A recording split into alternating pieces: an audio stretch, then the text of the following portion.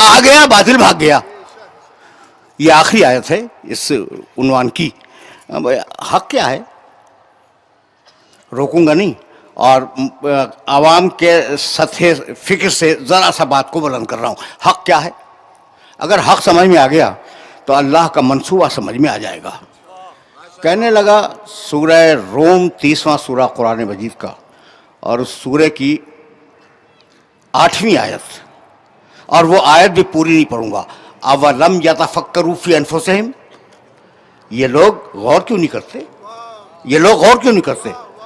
ماں، توجہ رکھنا، ما خلق اللہ السماوات والارض وما بینہما، اللہ نے آسمان و زمین میں جو کچھ بھی پیدا کیا ہے، آسمان کو پیدا کیا، زمین کو پیدا کیا، ان کے درمیان جو کچھ بھی پیدا کیا ہے الا بالحق، حق کے ساتھ کیا ہے.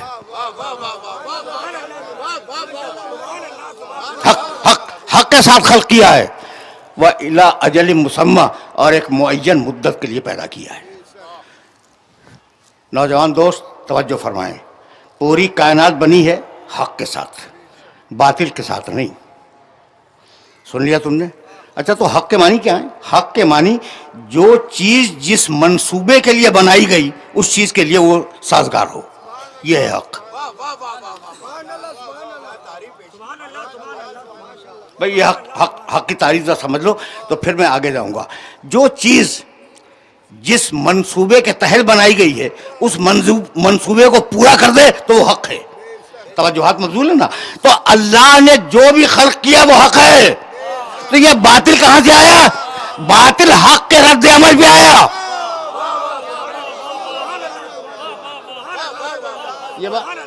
یہ بات سمجھ میں آ رہی ہے؟ اچھا، زیادہ نہیں الجھاؤں گا، یہ مراحل ذرا نازک ہیں اور دقیق ہیں لیکن زیادہ الجھاؤں گا نہیں. تو اب حق پیدا ہوا. باطل کیسے آیا بھائی دنیا میں؟ حق کے رد عمل میں. نور پیدا ہوا. اندھیرا کیسے آیا؟ نور کے رد عمل میں. طہارت پیدا ہوئی. نجاست کیسے آئی؟ طہارت کے رد عمل میں. سمجھ گئے؟ بہت چھوٹی سی تمہید تھی اور اس تمہید کو میں بہت طویل نہیں کرنا چاہ رہا تھا، لیکن یہاں تک اگر آ گئے ہو کہ یہ جو برائیاں ہیں نا یہ رد عمل میں پیدا ہوتی ہیں. اللہ نے صرف اچھائیاں خلق کی، خیر اللہ نے پیدا کیا، شر رد عمل میں آیا.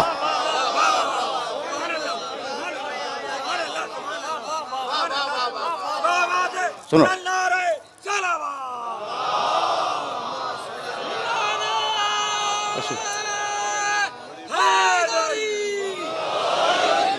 اچھا اب یہاں تک آ گئے تو اب تم پوچھو گے نا کہ دلیل کیا ہے.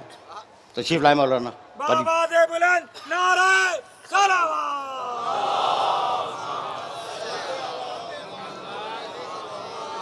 اب تم پوچھو گے نا کہ دلیل کیا ہے، تو یقین کرو کہ جانتے ہو.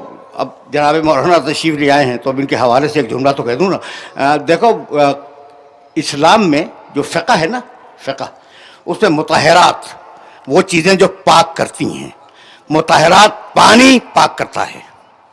توجہ رہے، پانی پاک کرتا ہے. آفتاب، سورج کی دھوپ پاک کرتی ہے. مٹی پاک کرتی ہے. تو مطہرات 3: پانی، مٹی، سورج کی دھوپ. میں توجہ رہے، پانی پہلے، ساری نجاستیں بعد میں.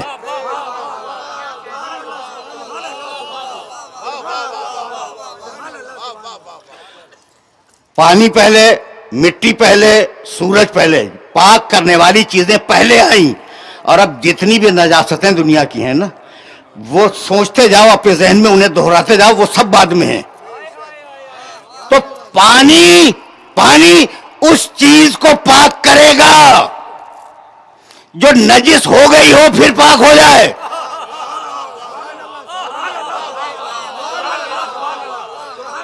یہ مسئلہ حل ہوا.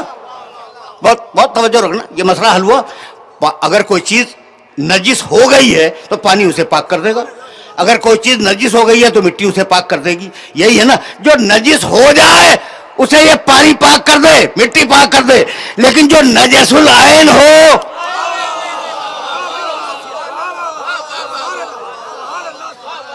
وہ پانی سے اور نجس ہو جائے گا. بہت بہت توجہ رہے، اس لیے کہ میں اس مرحلہ فکر پہ تمہیں نہیں روکوں گا اور بہت تیزی کے ساتھ اس مرحلہ فکر سے آگے بڑھ جاؤں گا۔ اچھا بھائی، تو مطہرات پہلے، توجہ، پاک کرنے والی چیزیں پہلے، نجس کرنے والی بعد میں آئیں، یہی ہے نا؟ تو قدرت کا طریقہ یہی ہے کہ جو چیز اچھی ہو وہ پہلے، جو بری ہو وہ رد عمل کے طور پہ پیدا ہو۔ اب یہ کیسے ہوا کہ بھائی ہدایت میں یہ مسئلہ الٹ گیا، ابلیس پہلے آدم بعد میں؟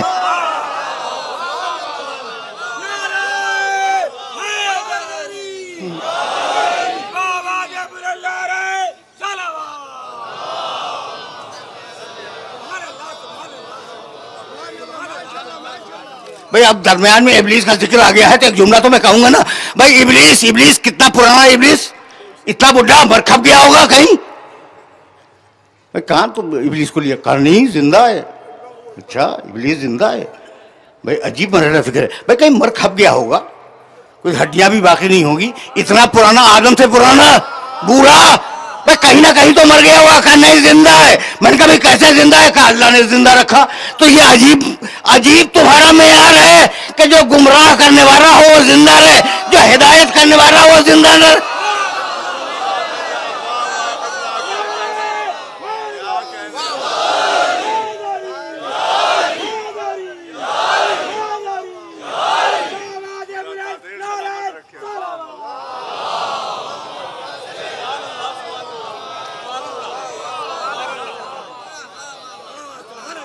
ہے نا؟ تو بھائی بہت توجہ رہے، تخلیق کائنات کا جو منصوبہ ہے وہ حق کے اوپر ہے، اور جب حق پر ہے تو خیر پہلے شر بعد میں، یہ اصول طے ہو گیا نا۔ یہ کیا ہوا کہ ہدایت بعد میں، ابلیس پہلے، یعنی گمراہی پہلے، ابلیس بعد میں، ہوا یا نہیں ہوا؟ بھائی یہ اس لیے ہوا کہ تم اپنے نبی کو بھول گئے۔ تم ہدایت شروع کرتے ہو آدم سے، اور میرا نبی کہتا ہے کن تو نبی و آدم و بین الماء والطین۔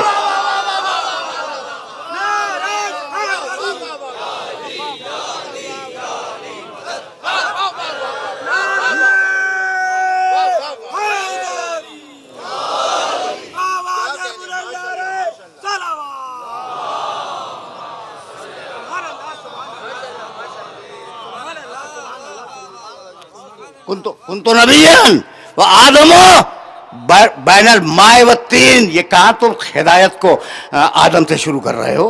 میں اس وقت بھی نبی تھا۔ پڑھے لکھے لوگ تشریف فرما ہیں، میں اس وقت بھی نبی تھا جب تمہارا باپ آدم مٹی اور پانی کے بیچ میں تھا۔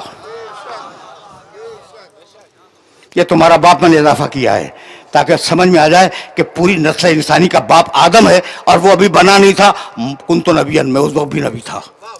تو اب کب نبی تھے؟ قبل تخلیق آدم۔ تو بشر کب بنے گا؟ تم پڑھے لکھے ہو، اور آج ایک فیصلہ تم سے کروانا چاہ رہا ہوں۔ بشر کب بنے گا؟ آدم سے۔ آدم سے پہلے تو کوئی بشر نہیں ہے نا۔ بہت توجہ رہے، آج بحث ہے کہ نبی بشر ہے یا نور ہے۔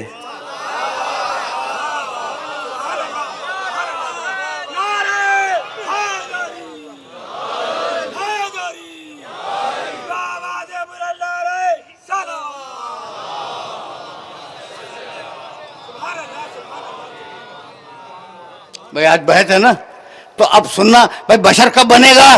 جب آدم بنیں گے۔ اور کن تو نبیًا وہ آدم و بین الماء والطین، میں اس وقت نبی تھا جب آدم بن رہا تھا۔ تو بشر سے پہلے ہے نا نبی۔ تو جب اللہ نے محمد کو بھیجا، توجہ ہے، تو بشر کو نبی بنا کے نہیں بھیجا، نبی کو بشر بنا کے بھیجا۔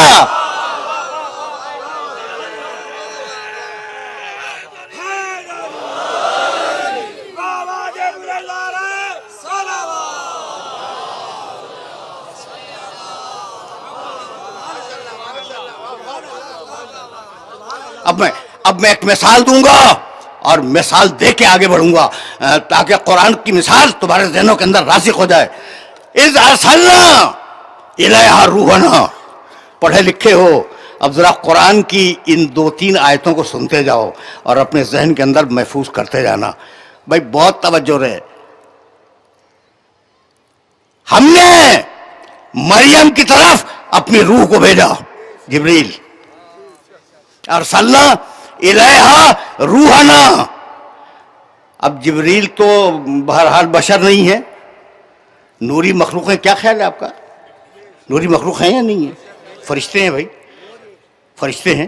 ارسلنا الیہا روحنا، ہم نے اپنے جبریل کو بھیجا مریم کے پاس. فتمثل لہا بشرا سویا، وہ جب مریم کے پاس آیا تو بشر بن کے آیا، ایک اچھا سا مکمل بشر بن کے آیا. قالت انی اعوذ بالرحمن منک ان کنت تقیا. مریم دیکھ کے اس بشر کو فرمانے لگی کہ میں اللہ کی پناہ مانگتی ہوں، اگر متقی ہے تو واپس چلا جا. کہنے لگا مریم مت ڈرو، انما، سورہ مریم 19واں سورہ قرآن کا، انما انا رسول رب کے، میں تو تمہارے رب کا رسول ہوں. پڑھے لکھے ہو، ہے نورانی مخلوق، بشر بن کے آیا ہے اور عہدہ ہے رسالت کا.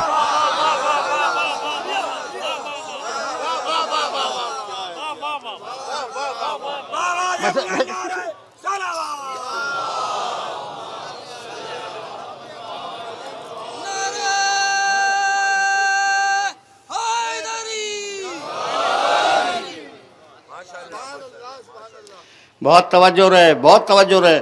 قالت انی اعوذ منک بک من الرحمن ان کنت تقیا. قال انما انا رسول ربک لأہب لک غلاما زکیا. میں تو تیرے رب کا رسول ہوں. بھائی توجہ رہے، مریم میں تیرے رب کا رسول ہوں، کوئی بشر نہیں ہوں، اور میں اسی آیا ہوں کہ تجھے پاکیزہ بچے کی بشارت دوں.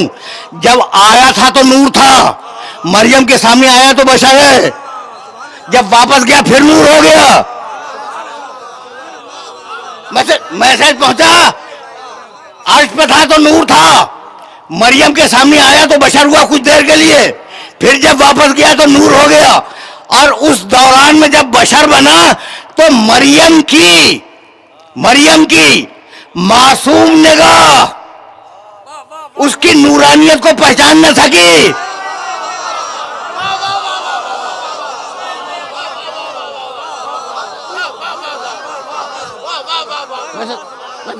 میسج پہنچ رہا ہے مریم کی. بھائی توجہ رہے. اب ظاہر ہے کہ آف دا ریکارڈ کچھ باتیں کروں گا بھائی، بہت توجہ رہے. یہ مرحلہ فکر ایسا ہے کہ جس مرحلہ فکر پہ میں روکوں گا تمہیں. فتمثل لہا بشرا سویا، مریم کے سامنے بشر بن کے آیا، وہ نور مریم کے سامنے بشر بن کے آیا. مریم کی معصوم نگاہ اس کی نورانیت کو محسوس نہ کر سکی. تو اگر کوئی نور بشر بن کے آ جائے تو ملا کی منحوس نگاہ کیا پہچانے گی؟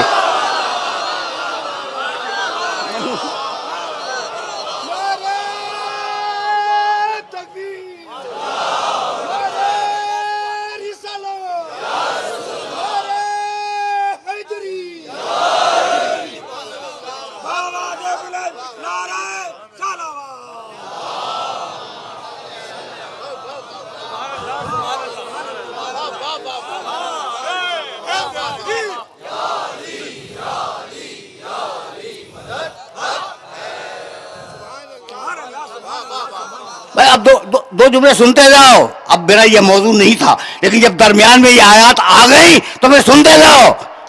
ارسلنا الیہا روحنا فتمثل لہا بشرا سویا، ہم نے اپنے روح القدس کو بھیجا اس نورانی مخلوق کو، اور وہ اس کے سامنے بشر کی صورت میں آیا. مریم گھبرا گئی اور مریم کہنے لگی کہ میں اللہ کی پناہ مانگتی ہوں. یہ تو کہاں سے آ گیا؟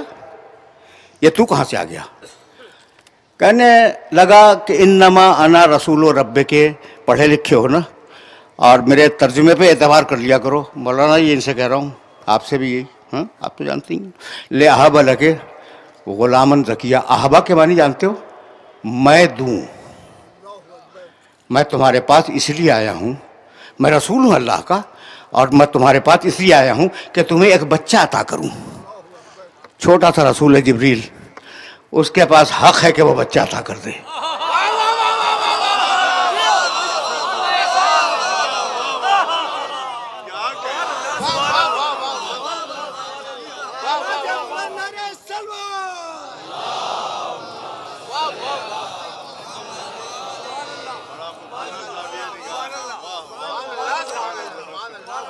چھوٹا سا وقتی طور پہ رسول بنا کے بھیج دیا گیا ہے، اسے یہ حق دے دیا گیا کہ وہ بچہ عطا کر دے. کبھی پھر صحیح قرآن کی آیت ہے کہ اللہ کہتا ہے کہ میں ہبہ کرتا ہوں بچہ، کوئی اور نہیں دیتا، لیکن اذن الہی سے دوسرا بھی دے سکتا ہے. یہ ایک مرحلہ ہے جو کسی وقت واضح کروں گا آپ کی خدمت میں. اچھا بھائی، اب بچہ تو ہوا، اور کنواری مریم، پاکیزہ مریم، صدیقہ مریم، وہ مریم جس کا نام کا سورہ ہے قرآن میں، وہ گود میں بچے کو لے کے چلی. بہت توجہ رکھنا، بہت توجہ رکھنا. اچھا بھائی، ابھی تو جملہ سن لو، گود میں تو بچہ بعد میں آئے گا. بچہ پیدا ہوا، ایک کھجور کے درخت کے نیچے پیدا ہوا. قرآن میں ہے ذکر، اس لیے یاد کر رہا ہوں، اور اگر دیکھنا چاہو تو تمہیں انجیل میں بھی تذکرہ مل جائے گا. تو اب ٹھیک ہے، عیسیٰ علیہ السلام، ان پر میرا سلام ہو، کہاں کھجور کے درخت کے تنے کے نیچے پیدا ہونے والا، اور کہاں کعبے کی چار دیواری کے اندر پیدا.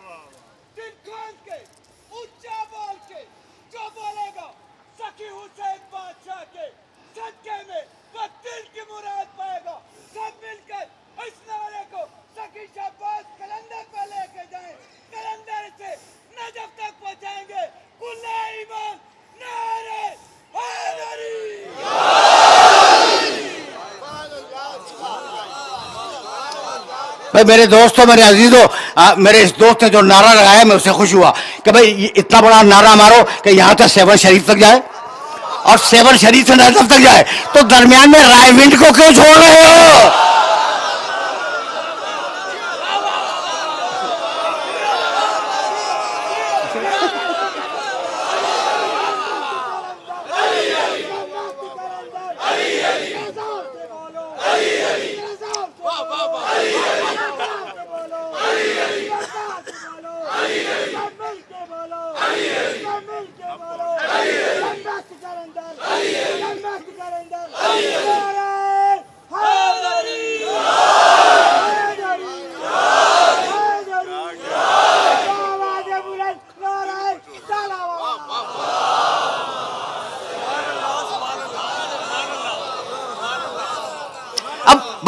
توجہ رہے، بچہ پیدا ہو گیا. قرآن ہے، قرآن میں پورا میلاد نامہ عیسیٰ علیہ السلام کا موجود ہے. تو پتہ نہیں ملا جب تلاوت کرتا ہے تو اس میلاد کو پڑھتا ہے یا نہیں پڑھتا. اور میں اسی سے چند جملے توڑ کر رہا ہوں. اچھا بھائی، تو بچہ تو پیدا ہو گیا کھجور کے تنے کے نیچے. مریم ابھی انہوں نے وضع حمل کیا ہے، ان کا بچہ ان کے سامنے ہے، اور پروردگار کہتا ہے بھائی توجہ رکھنا، حزی الیک بجذع النخلۃ تساقط علیک رطبا جنیا. مریم ہم تمہیں رزق دیں گے، رزق دیں گے. اب ایسا کرو کہ بچہ تو پیدا ہو گیا اور تمہیں غذا کی ضرورت ہے، طاقتور غذا کی. اس درخت کے تنے کو ہلاؤ، حزی الیک بجذع النخلۃ، اس کھجور کے تنے کو ہلاؤ. کھجور کے تنے کو ہلانا آسان نہیں ہے. تو ساقط علیک رطبا جنیا، اس سے تازہ خرمے تمہارے اوپر ٹپکیں گے، انہیں چنو، چن کے کھا لو. سن لیا تم نے؟ حضرت عیسیٰ علیہ السلام کی ولادت کس مہینے میں ہے؟ دسمبر میں ہے نا. دسمبر میں خرمے پکتے ہیں تازہ.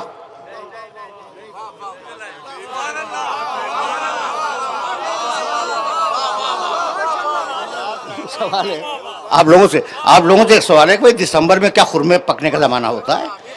بس جاڑوں میں کہاں سے خرمے پک جائیں گے؟ تو شدید جون جولائی کی گرمیوں میں خرمے پکتے ہیں۔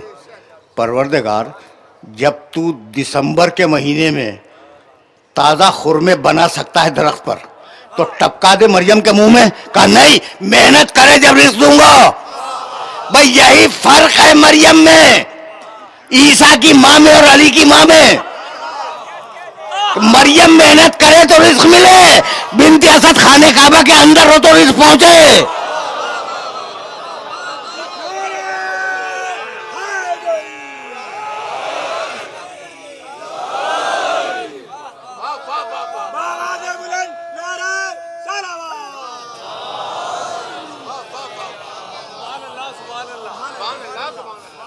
بھائی رکے رہنا، اس مرحلے پر رکے رہنا۔ اب مریم نے بچے کو گود میں لیا اور شہر ناسا کے چوک پہ آئیں، گاؤں کے باہر گئی تھیں۔ ناسرا گاؤں تھا، مریم کا گاؤں، گاؤں سے باہر گئی تھی۔ بچے کی ولادت ایک کھجور کے درخت کے نیچے ہوئی، ٹھیک۔ اب وہ بچے کو گود میں لیے ہوئے شہر ناسرا کے چوک سے گزری۔ وہ بوڑھے یہودی، بڑے بڑے بوڑھے یہودی چوک پہ بیٹھے ہوئے تھے۔ یہ وہ لوگ تھے جنہیں نہ رزق مل رہا تھا نہ موت آ رہی تھی۔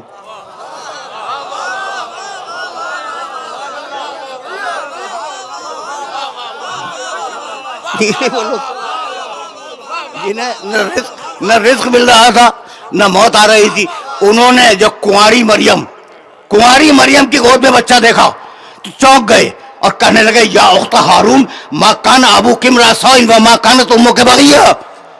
تیری ماں ایک اچھی عورت تھی، تیرا باپ ایک اچھا انسان تھا، یہ تو کہاں سے لے آئی؟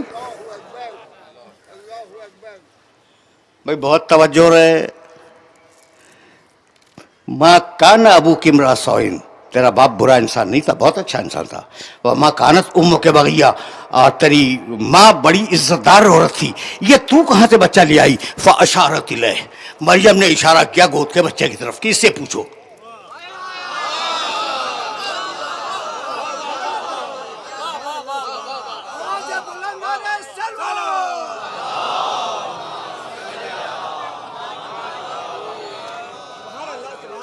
مریم نے اشارہ کیا فاشارت الیہ، گود کے بچے کی طرف کہ اس سے پوچھو۔ ابھی بچہ بولا نہیں ہے، بچہ نہیں بولا۔ بھائی توجہ رہے، اگر میری گود میں بچہ ہو اور آپ مجھ سے سوال کریں، میں کہوں اس سے پوچھو، تو دو ہی صورت ہے، یا میں پاگل ہوں یا مجھے یقین ہے کہ یہ بولے گا۔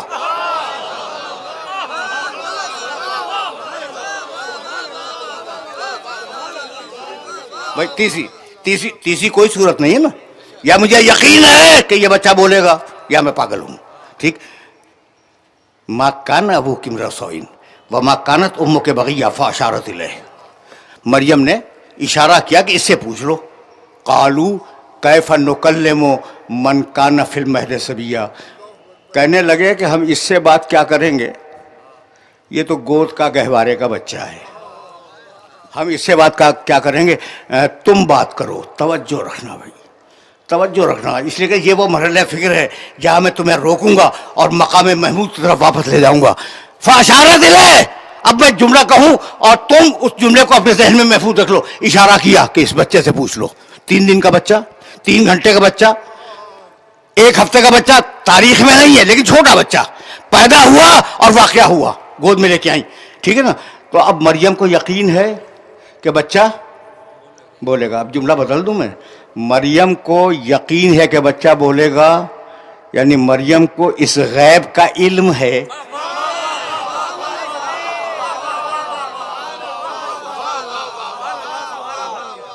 مریم کو اس غیب کا علم ہے کہ بچہ بولے گا۔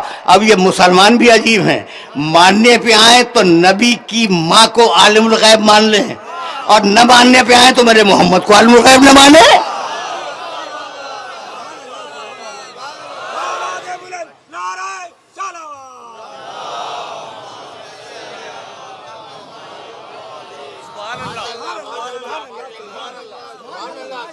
بھائی توجہ رہے، اس جگہ اس مرحلے فکر سے بہت آگے جانا ہے، اور ابھی میرے پاس دامن وقت میں بڑی گنجائش ہے، اور میں چاہ رہا ہوں کہ یہ میسج میرے سننے والوں تک پہنچ جائے۔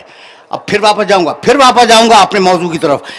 یہ بھی موضوع کے اندر ہی ہے, موضوع سے باہر نہیں بول رہا ہوں میں, لیکن میں چاہ رہا ہوں کہ اب ڈائریکٹ ہو جاؤں.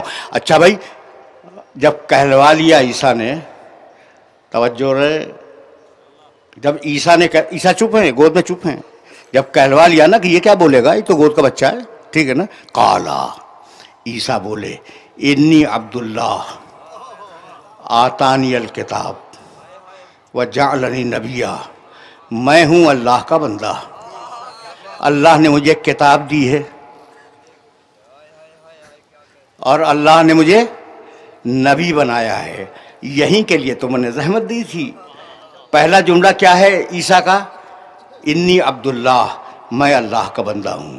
کیا کمال ہے عیسیٰ علیہ السلام کا کہ جب زندگی میں آئے ہیں تو پہلی مرتبہ جو گفتگو کی اس میں اپنی بندگی کا اعلان کیا.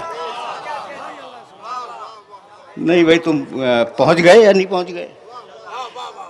یعنی آج تک جوتا ہے ان کے منہ پر جو اس کو خدا کا بیٹا کہتے ہیں.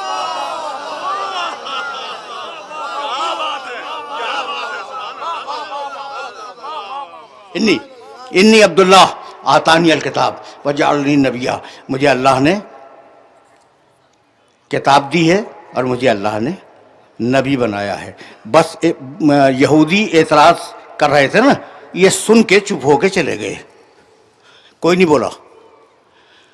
اب نوجوان دوستوں کو مخاطب کر رہا ہوں.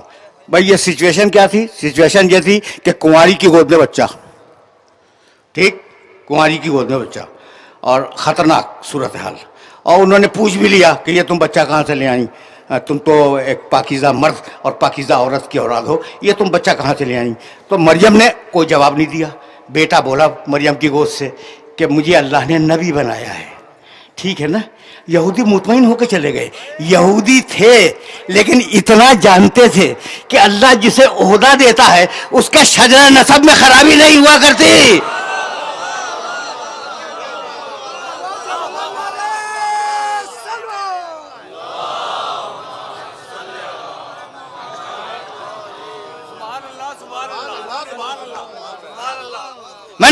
میں نے زحمت دی اور اب پھر واپس جا رہا ہوں میں. یہ تو درمیان کا نبی ہے, میرے نبی سے پہلے کا نبی ہے. اور اب پھر واپس چلو, کن تو نبی وآدم بین الماء والطین, میں اس وقت بھی نبی تھا جب تمہارے باپ آدم کا پترا بن رہا تھا. یہی ہے نا. تو اب اس کنتو کو, کنتو تو ہے, یہ کنتو یاد رکھو گے نا. ایک کنتو اور ہے حدیث قدسی میں, کنتو اللہ کا جملہ, اللہ کا, یہ آیت نہیں ہے, حدیث قدسی ہے. کنتو کنزن مخفین فاحببت ان اعرف فخلقت الخلق لکي اعرف. اللہ فرما رہا ہے میں ایک چھپا ہوا خزانہ تھا. اب ظاہر ہے کہ پوری توحید چھپی ہوئی تھی, جب کچھ تھا ہی نہیں تو چھپا ہوا تھا. کنتو میں ایک چھپا ہوا خزانہ تھا. میں نے چاہا کہ میں پہچانا جاؤں. فخلقت الخلق, تو ایک بندے کو خلق کیا تاکہ وہ مجھے پہچانے. زحمت نہیں دوں گا, یہ جگہ مجھے جانا اور آگے ہے, اور اس مرحلے تک جانے کے لیے یہ سلسلے ضروری ہیں. کنتو توحید کنزن مخفیہ فاحببت ان اعرف فخلقت الخلق لکي اعرف. میں ایک مخفی خزانہ تھا اور میں نے چاہا کہ میں پہچانا جاؤں, تو میں نے ایک بندے کو خلق کیا تاکہ وہ مجھے پہچانے. محمد خلق ہوا ہے پہچاننے کے لیے.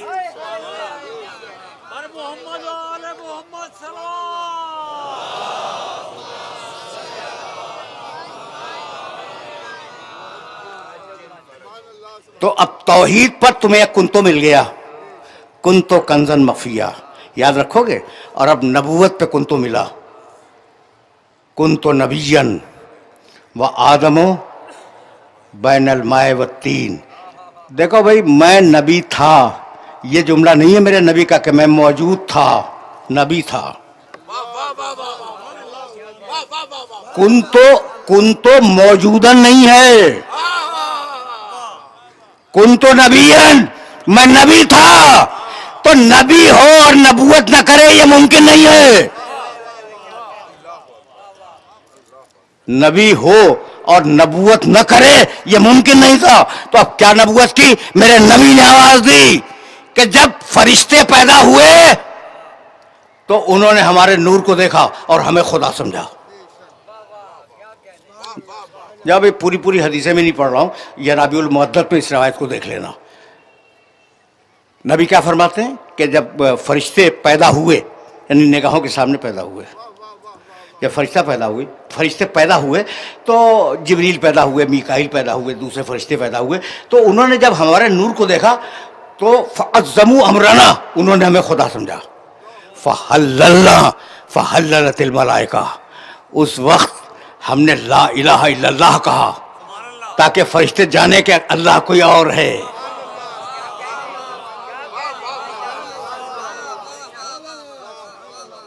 سبحنا فسبحت الملائکہ، ہم نے سبحان اللہ کہا، فرشتے کہنے لگے سبحان اللہ، پہچانے کہ اللہ کوئی اور ہے.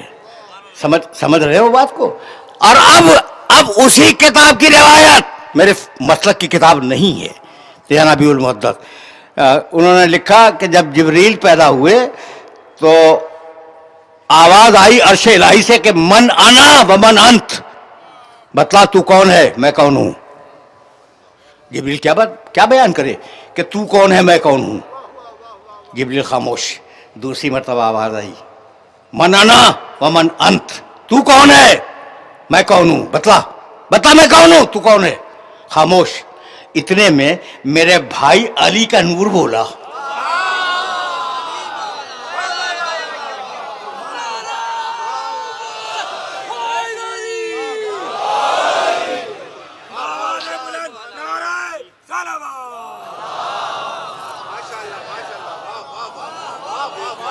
روایت ہے اتنے میں میرے بھائی علی کا نور بولا کہ جواب میں کہہ دے کہ انتر رب الجلیل وَأَنَا الْعَبْدُ الذَّلِيلُ وَإِسْمِ جبریل. اب علی نے جو سکھلایا ہے وہ سن لو. مالک تو رب جلیل ہے، میں تیرا عبد ذلیل ہوں اور میرا نام جبریل ہے.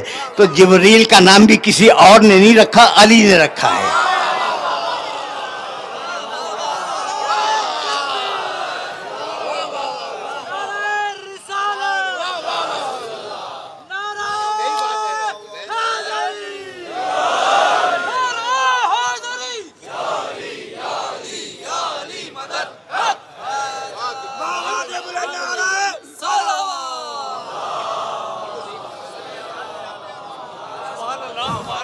اچھا بھائی، تو اب ذرا آہستہ فکر آگے بڑھتی رہے. میں مقام محمود سے ہٹا نہیں ہوں، آہستہ فکر آگے بڑھ رہی ہے. بھائی کن تو بہت پڑھے لکھے ہو اور ولائے علی کا جذبہ رکھتے ہو اپنے دل میں.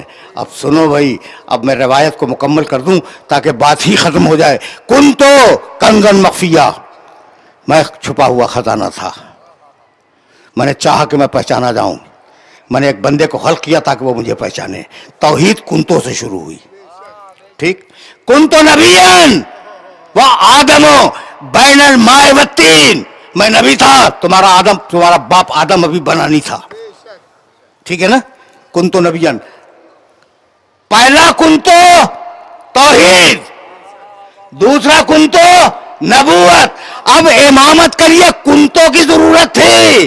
کہنے کہ من کنتو مولا ہو فہذا علی مولا.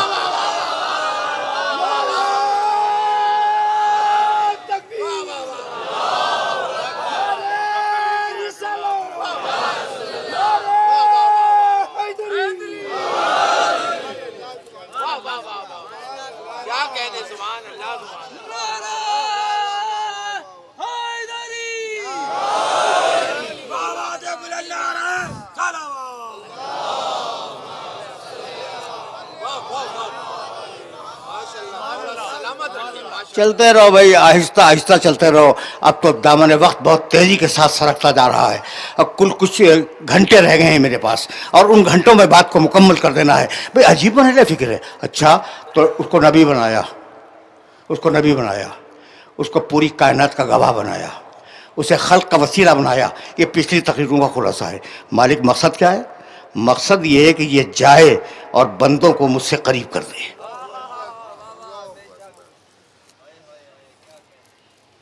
کیوں آیا بھائی؟ نبی کیوں آیا؟ اچھا کوئی بھی نبی کیوں آیا؟ وَلَقَدْ بَعَثْنَا فِي كُلِّ أُمَّةٍ رَسُولًا أَنِ اعْبُدُوا اللَّهَ. ہم نے ہر جگہ جو رسول بھیجے ایک ہی میسج دے کے بھیجا، اور وہی ہے کہ عبادت کرو تاکہ اس سے قریب ہو جاؤ.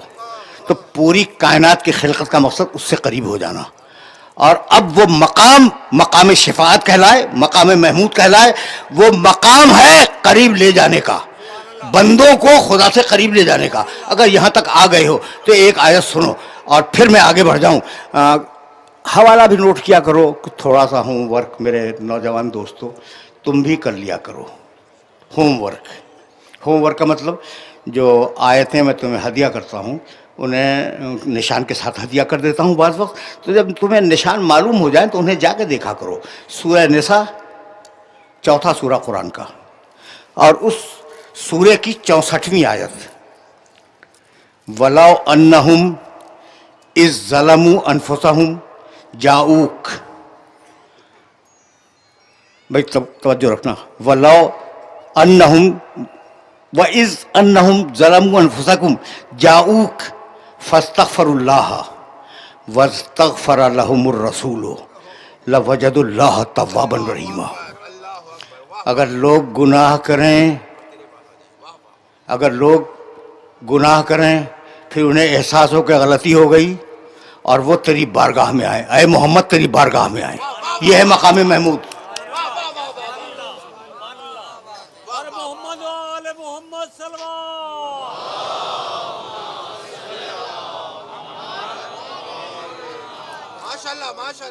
وَلَوْ أَنَّهُمْ إِذْ ظَلَمُوا أَنفُسَهُمْ جَاءُوكَ.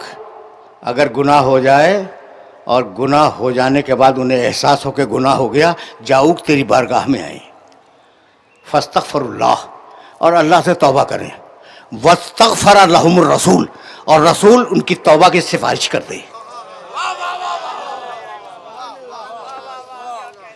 پالیسی میکنگ آیت ہے خدا کی قسم. لوجد اللہ توابا رحیما، تو وہ اللہ کو بڑا توبہ قبول کرنے والا پائیں گے. کب؟ جب رسول سفارش کر دے. پوری دنیا کے انسانوں کو یہ پیغام دیا گیا کہ اگر رسول نے تمہارے گناہوں میں سفارش کر دی تو ہم معاف کر دیں گے، تمہاری توبہ کو قبول کر لیں گے. یعنی شرط قبولیت توبہ ہے محمد، شرط قبولیت توبہ ہے محمد رسول اللہ کی سفارش. تو اب اگر وہ مر گیا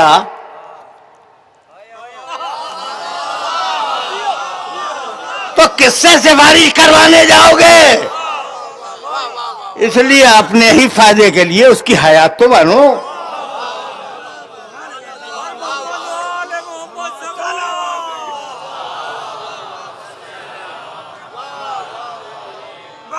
بس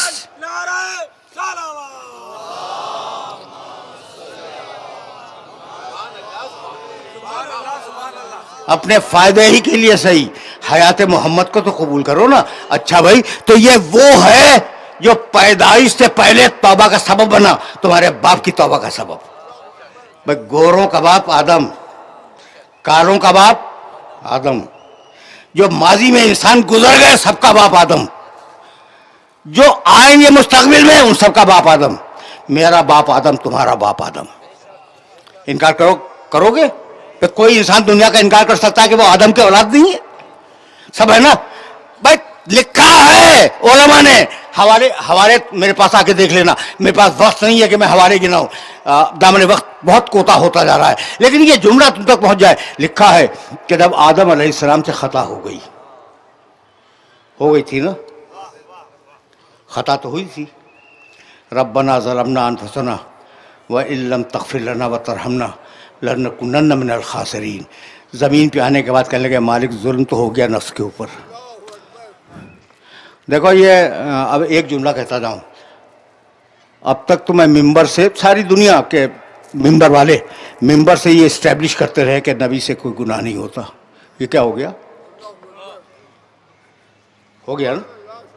یقین کرنا کہ یہ گناہ نہیں تھا، یہ لغزش تھی. جسے ہماری اصطلاح میں کہتے ہیں ترک اولا، بہتر کام کو چھوڑ کے دوسرا کام کر لیا. اب بھائی تمہاری اماں کا نام ہے حوا، تمہارے ابا کا نام ہے آدم، ٹھیک ہے نا؟ اب میں جواب دے رہا ہوں تاکہ بھائی اب لوگوں کا کام یہ ہے کہ علماء کرام بڑے ملا، ان کا کام یہ ہے کہ وہ انبیاء پہ اعتراض کریں، اور ہمارا کام یہ ہے کہ ہم انبیاء کے وکیل صفائی بن کے پیش ہوں.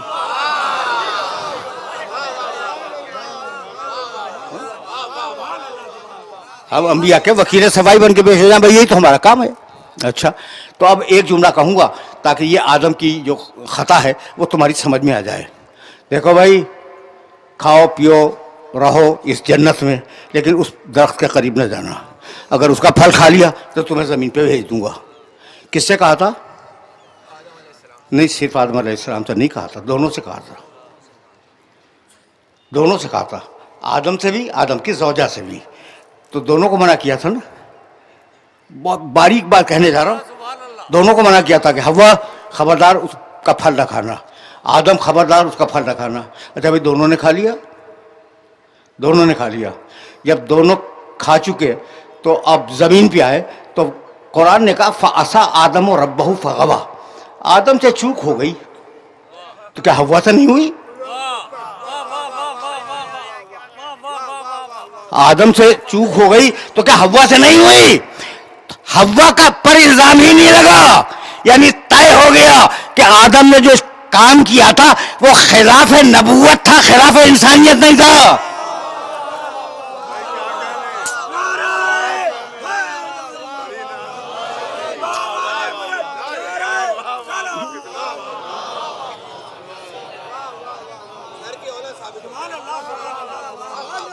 اب دیکھو بھائی، ترک اولا کو اس سے زیادہ آسان لفظوں میں سمجھا نہیں سکتا تھا کہ وہ خلاف شان نبوت تھا، خلاف شان انسانیت نہیں تھا. جو خلاف شان انسانیت ہو اس کا نام ہے گناہ، جو خلاف شان نبوت ہو اس کا نام ہے ترک اولا. پہنچ گیا یہ میسج؟ یہ بہت دقیق سی بات تھی، تو میں نے کہا کہ میں اپنے سننے والوں کی خدمت میں عرض کر دوں. اور اب تو ظاہر ہے کہ مجھے کچھ کہنا نہیں ہے، تو اب وہ ہوا نا. اب میں جملہ ہدیہ کر دوں. تو آدم آئے اور اس خلاف شان نبوت کام پر آدم قبیدہ خاطر تھے. توجہ رکھنا، آدم میرے بھی باپ ہیں، تمہارے بھی باپ ہیں، حضرت آدم علیہ السلام قبیدہ خاطر ہیں. جبریل آئے، اچھا دعا مانگ رہے ہیں کہ ربنا ظلمنا انفسنا، مالک ہم سے غلطی تو ہو گئی، تو اگر معاف نہ کرے تو ہم معاف بھی نہیں ہوں گے، مالک معاف کر دے. جبریل آئے اور جبریل، اب روایت، جبریل نے کہا آدم تم چاہتے ہو کہ تمہاری توبہ قبول ہو جائے؟ ان کا جبریل میں کیوں نہ چاہوں گا. کہا اچھا میں کچھ کلمات بتاتا ہوں، انہیں کہو تمہاری دعا قبول ہو جائے گی. کچھ اچھا بھائی، اب بہت سی تفسیروں میں اسباب النزول واحدی میں دیکھ لینا، شواہد التنزیل میں دیکھنا، جلال الدین سیوطی کی تفسیر در منصور میں دیکھنا. حوالے کتنے دوں؟ بہت سے حوالے ہیں، اگر دیکھنے ہو تو میرے پاس آ جانا. کہا کہ آدم میں جملے کہتا جاتا ہوں، تم انہیں دہراتے جاؤ، ٹھیک؟ اچھا تو ایک روایت، اللہم اسألوکا بحق محمد الا ان تغفر لی. مالک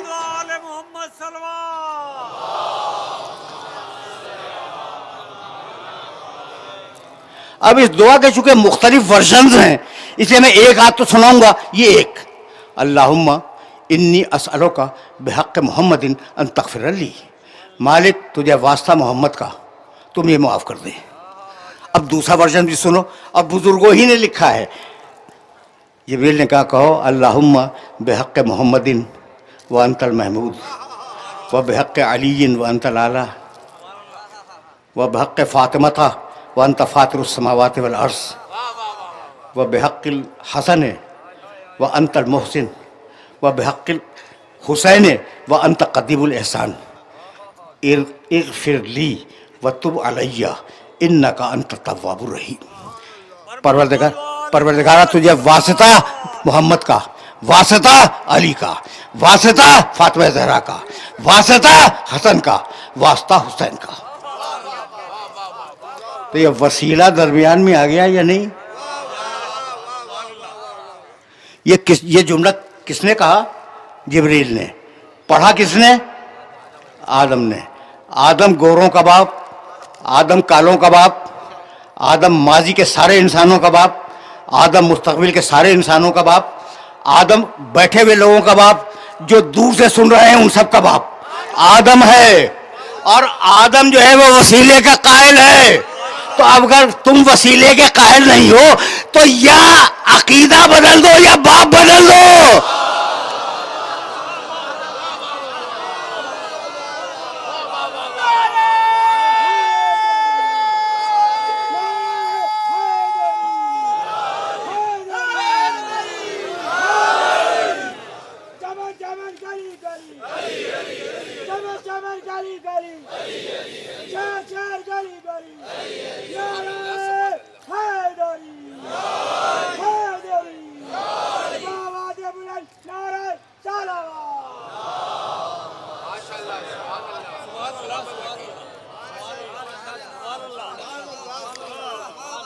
دیکھو بھائی، اب تقریر آگے نہیں جائے گی اور اس تقریر کو اس مرحلے پر رک جانا چاہیے، لیکن کچھ کہنا تو چاہوں گا نا. ابھی میرے پاس 11 دقیقے باقی ہیں اور ان 11 دقیقوں میں فضائل بھی اور مصائب بھی. تو سمجھ میں آ گیا وسیلہ پروردگار محمد کا واسطہ، علی کا واسطہ، فاطمہ زہرا کا واسطہ، حسن کا واسطہ، حسین کا واسطہ. پنجتن کے واسطے آ گئے یا نہیں آ گئے؟ اور صرف یہ دعا میرے مسلک کی کتابوں میں نہیں ہے، دوسرے بزرگوں نے بھی اس دعا کو لکھا ہے. تو پنجتن کو سب مانتے ہیں، پنجتن کو سب مانتے ہیں. عجیب بات یہ، پنجتن میں ہے کون؟ ایک رسول اللہ، ایک علی، ایک فاطمہ زہرا، 2 بیٹے، اور دونوں بیٹے امام. تقریر تمام ہو گئی، تقریر تمام ہو گئی. اور اب یہ بات جو میں سمجھانے جا رہا ہوں یہ مصائب تک پہنچنے کے لیے ہے. تقریر ختم. دیکھو بھائی، عجیب بات یہ ہے کہ جب حدیبیہ کا صلح نامہ لکھا گیا تو لکھا تھا علی نے، علی کے ہاتھ میں قلم تھا. سنا؟ سن 6 ہجری جب صلح حدیبیہ ہوئی تو رسول نے حکم دیا تھا کہ علی معاہدہ لکھو، تو علی کو قلم دے دیا. اور سن 7 ہجری 1 سال بعد جب خیبر کی جنگ ہوئی تو علی کو علم دے دیا.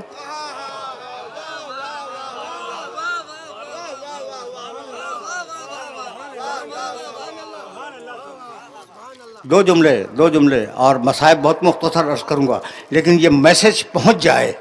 اگر پہنچ گیا تو میری آج کی محنت سعارت ہے. حدیبیہ میں علم دیا، خیبر میں علم دیا 1 سال کے وقفے سے. پوری تاریخ امامت کو دیکھ ڈالو، کسی امام کے 2 بیٹے امام نہیں ہوئے سوائے علی کے.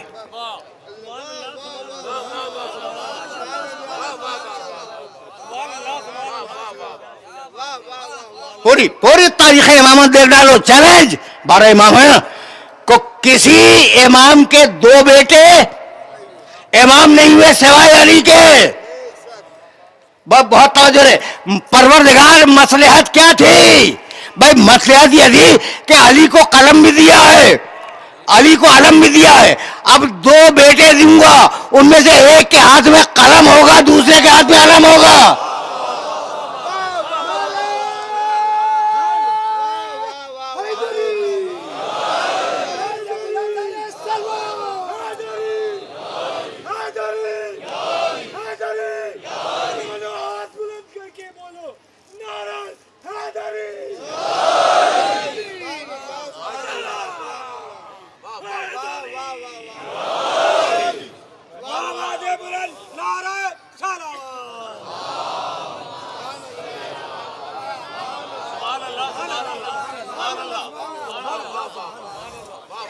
گفتگو تمام ہو گئی. ایک بیٹے کو وراثت دوں گا قلم کی، بڑے بیٹے کو صلح نامہ لکھے گا.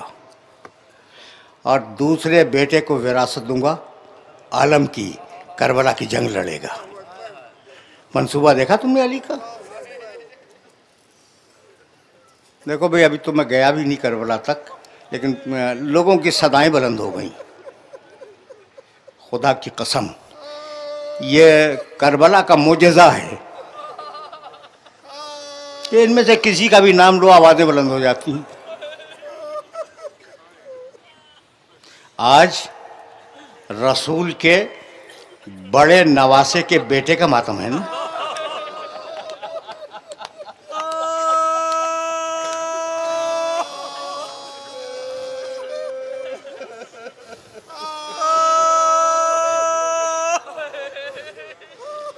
رسول کا بڑا نواسا حسن ابن علی، اس کا بیٹا قاسم۔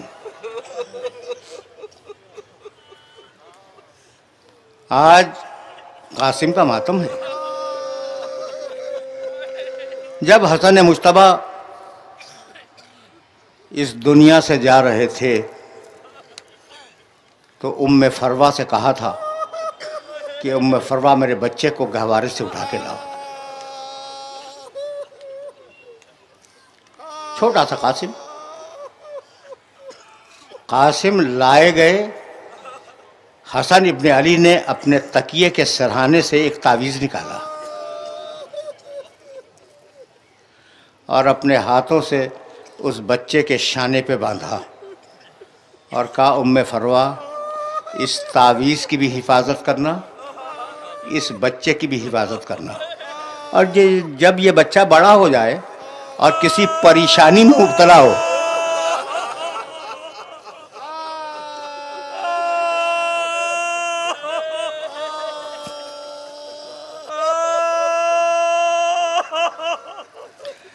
تو اس بچے سے کہنا کہ اس تعویذ کو کھول کے دیکھ لے، اس میں اس کے مسئلے کا حل ہوگا۔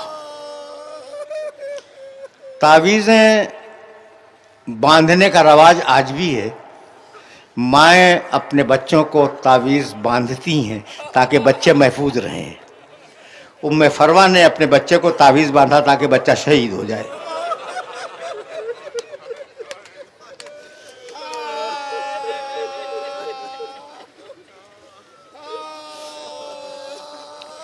زمانہ گزرتا رہا اور بچہ 13 سال کا ہوا۔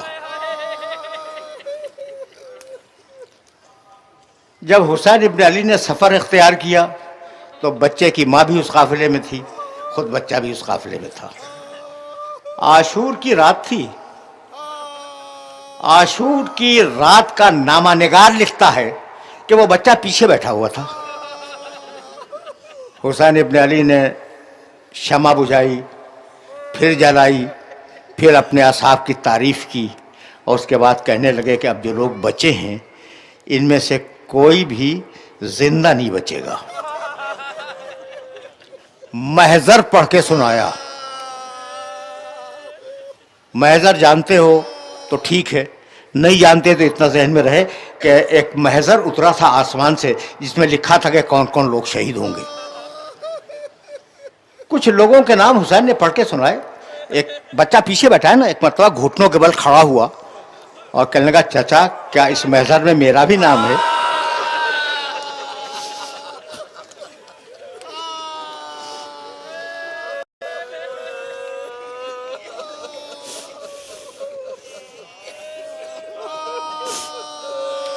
حسین نے کہا قاسم تم یہ کیا پوچھ رہے ہو؟ اس محضر میں تمہارے چھوٹے بھائی علی اصغر کا بھی نام ہے۔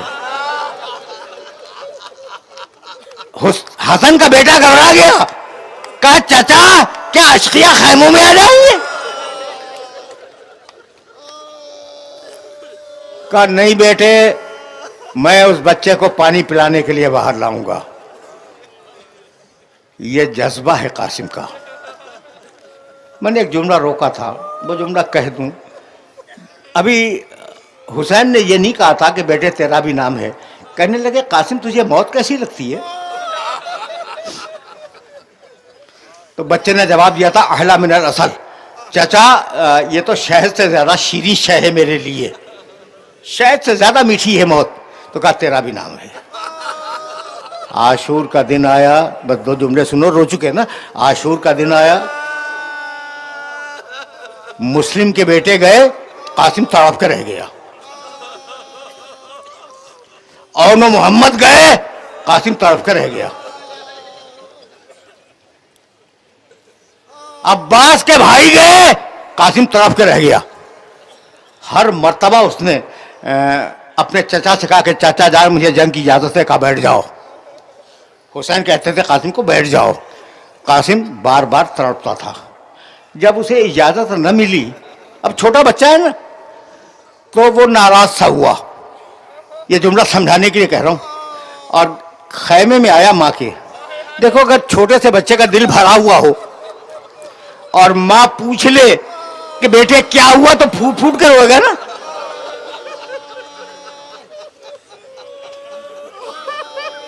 बच्चा माँ के पास आया, फूट फूट कर रोने लगा। पूछा कासिम क्या तुझे किसी ने कुछ कह दिया? कहा नहीं अम्मा। कहा फिर रोता क्यों है? कहा चाचा मुझे जंग की इजाजत नहीं देते।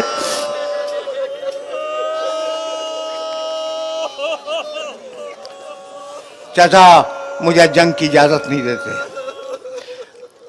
कासिम मत घबराओ, मैं तुम्हें जंग की इजाजत दिलवाऊंगी। बुर्का पहना, बाहर निकली। हुसैन दूर कुर्सी में बैठे हुए थे। जैसे ही देखा कि एक बीबी खैमे से बाहर निकल आई, कहा अब्बास तुम्हारी जिंदगी में कोई बीबी खैमे से बाहर? अब्बास दौड़ते हुए गए, दौड़ते हुए वापस आए। कहा मौला क्या अर्ज करूं, बेवाई हसन आ रही है, भावज आ रही है। हुसैन घबरा के खड़े हो गए। आई, कहने लगी हुसैन हुसैन ये तुम्हारे बड़े भाई की निशानी है और इसे मैं हदिया कर रही हूं।